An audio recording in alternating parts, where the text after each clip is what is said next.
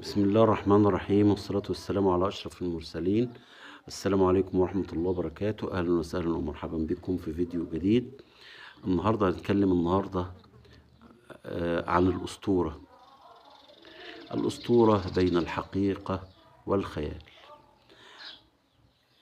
نغمة موجودة بقالها فترة على شوية اللاعبين القدماء من نادي الزمالك اللي مع الأسف الشديد منتشرين في كل القنوات الفضائية، وهم ما عندهمش لا أي علم ولا أي ثقافة، وللأسف الشديد بيزيفوا وعي وثقافة الناس. وماشيين عمال شيكا بلا أسطورة، مش عارف مين أسطورة، ده فاروق جعفر أسطورة، مش عارف مين عادل، اسمه دوت، زيزو أسطورة.